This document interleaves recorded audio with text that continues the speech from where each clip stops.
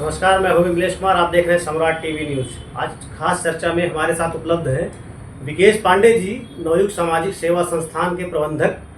तो इनकी संस्था आज के 2011 या 12 से कंटिन्यू क्षेत्र में काम कर रही है, गरीबों को दवा मुफ्त में वितरण करा रहे हैं ये।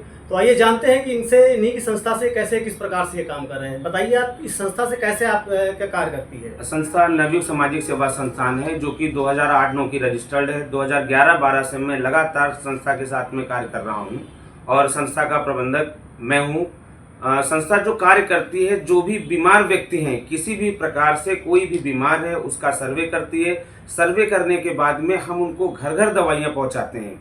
चूँकि आज की डेट में घर घर दवाइयाँ इसलिए पहुंचा रहे हैं क्योंकि आज आप बीमार होते हैं, आप एलोपैथ की तरफ जाते हैं। आयुर्वेद जो हमारा विभाग है, आयुष विभाग, आयुर्वेद की तरफ आप कभी नहीं जाते हैं।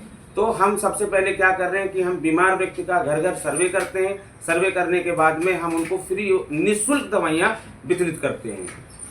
निःशुल्क दवाओं में जैसे आप वितरण कर रहे हैं, क्या उसका कोई चार्जेस वगैरह, ये कैसे आपकी कोई संस्था आपका सहयोग कर रही है, गवर्नमेंट आपका सहयोग कर रही है? किसी भी प्रकार का मैं पब्लिक से कोई चार्जेस नहीं लेता हूँ। निःशुल्क स्वार्थ भाव से उनकी सेवा करता हूँ। हमारी संस्था जो है, जो बड़ी बड़ी मदर एनजीओज हैं, उनका सहयोग लेती है।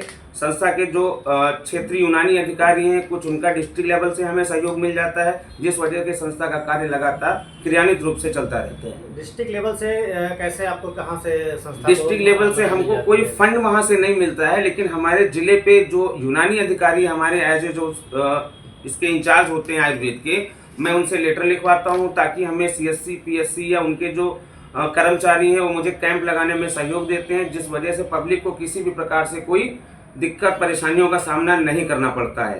तो जो कैंप वगैरह जैसे आप जो लगाते हैं, वो आप कैसे कराते हैं? क्या उसमें आपने कुछ लोगों को हायर कर रखा है या फिर ऐसे ही मतलब गवर्नमेंट की तरफ से कुछ चीज़ें आपको दी जाती हैं कि करने के लिए? गवर्नमेंट की तरफ से मुझे कोई चीज़ें नहीं दी जाती हैं। संस्था खुद अपना कैनोपी और घर घर जाके प्रधान से मिलके, हमारे जो संस्था के सदस्य हैं वो घर घर जाके कैंप लगाते हैं। कैंप लगाने के बाद में वो डोर टू डोर सर्वे करके उनको फ्री आपका निःशुल्क दवाइयाँ प्रोवाइड कराते हैं। तो सर्वे में क्या आपने देखते हो कि किस प्रकार की बीमारी है? कोई खास बीमारी की एक ही दवा दे रहे हैं कि किसी भी प्रकार की कोई भी बीमारी हो? नहीं, हम जब सर्वे करते हैं तो किसी भी प्रकार की कोई भी बीमारी है, हम सारी बीमारियों को नोट करते हैं और सारी बीमारियों का आयुर्वेद इलाज करके उनको ठीक करते हैं। आयुर्वेद की दवाइयाँ हम हर बीमारी का पहुँचाते हैं।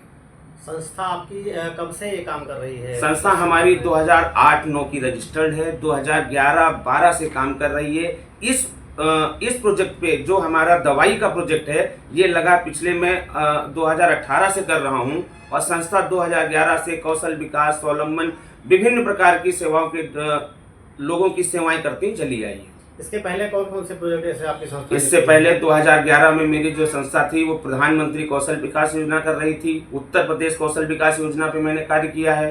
स्वावलंबन पेंशन योजना पे संस्था ने कार्य किया है। अटल पेंशन योजना पे संस्था ने कार्य किया है।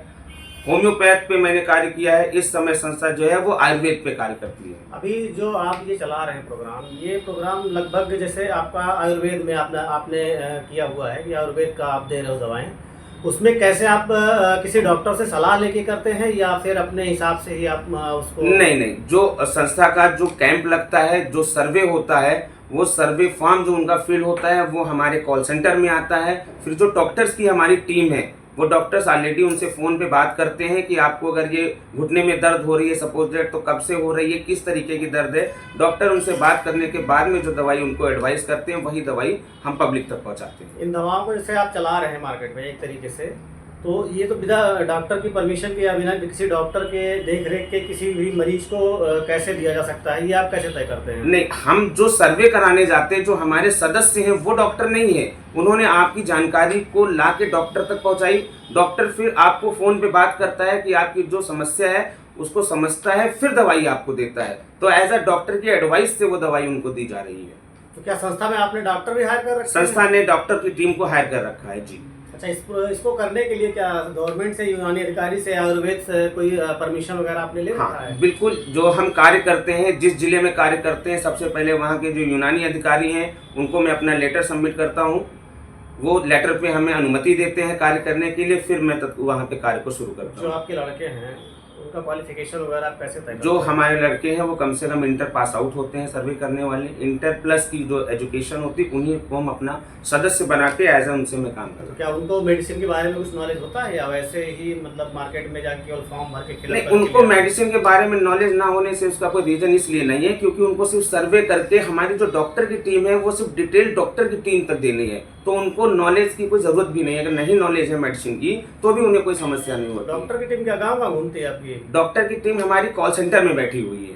और जो सेंटर से आप कैसे वो कर देते हैं कि जो है ये दवा इनको देनी है, वो दवा कैसे पहुंचाई जाती है? जब हमारी जो टीम सदस्य हैं जब वो कैंप लगाते हैं और जब वहाँ फॉर्म फिल करते हैं वो, तो जब फॉर्म फिल करते हैं वो फॉर्म फिल होने के बाद हमारे डॉक्टर के पास जाता है, तो डॉक्टर डिसाइड करते हैं उनसे बात करके कि हमें ये दवाई उनको देनी है। अभी जो संस्था में आप लड़के आपके कहाँ कार्य कर रहे हैं उनको किस तरीके से आप हायर करके कैसे आप कार्य कराते हो? कोई ट्रेनिंग वगैरह करा के आप कराते हो या संस्था- उनका कोई एजुकेशन निर्धारित कर रखा है? नहीं, संस्था ने एजुकेशन भी निर्धारित कर रखा है, कम से कम इंटरमीडिएट वो पास होना चाहिए। दूसरी चीज, कार्य करने से पहले मैं 3 दिन की उनको ट्रेनिंग प्रोवाइड कराता हूँ, हमारे ट्रेनर भी साथ में रहते हैं, हम रहते हैं। उनको ट्रेनिंग देने के बाद फिर कार्य को शुरू करते हैं।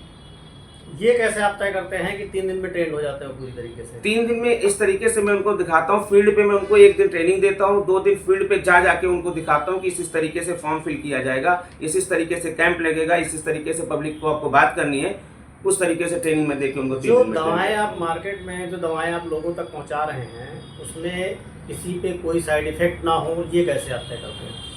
पहली चीज तो ये है कि आयुर्वेद दवाइयाँ कभी साइड इफेक्ट नहीं होती हैं। दूसरी चीज क्या है कि अमर फार्मा जो हमारी कंपनी है, अमर फार्मा जहाँ से मेरा टाई अप है दवाइयों का, वो ऑलरेडी इंटरनेशनल कंपनी है। दूसरी चीज, आयुष विभाग ने उसको परमिशन दे रखा है आयुर्वेद दवाइयों को देने के लिए।